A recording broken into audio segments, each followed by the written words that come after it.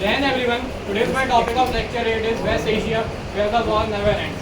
West Asia, commonly known as Middle East, comprises of countries like Israel, Lebanon, and Arabic Peninsular countries. This region is primarily known for its oil reserves, natural gas reserves, and religious superiority. This is only the main reason of the conflict in the West Asia. The occupation and possession of the oil reserves and religious superiority.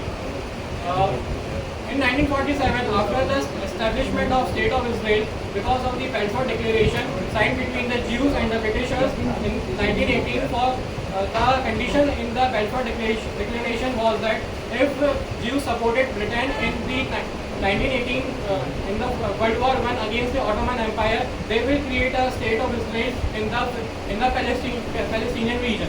So after the conclusion of World War II in 1947, the State of Israel was established in the region of Palestine.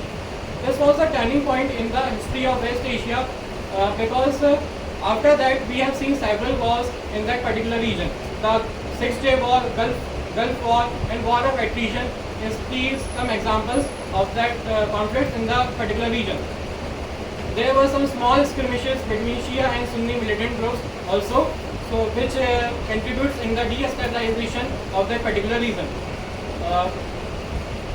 In the first term of President Trump, he tried to broke peace between the Middle Eastern countries by compelling the Saudi Arabia and UAE to sign the Abraham Accord, which subsequently brought peace to the Middle Eastern countries.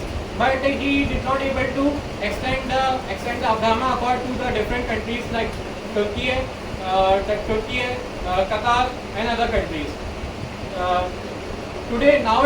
Nowadays itself, we have witnessing several wars like Israel-Gaza war, Israel-Iran war, and recently Israel bombed out the Hamas leadership sitting in the Doha, capital of Qatar.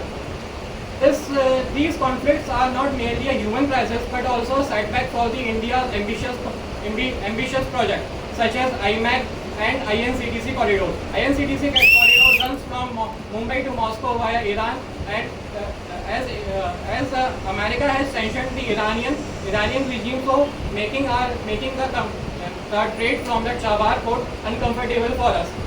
But what we can learn from these conflicts, first, as a citizen, we should be more supportive to our country as Jews are, because anywhere in the world Jews, they lobby for their country and turn the decision in the favor of that country.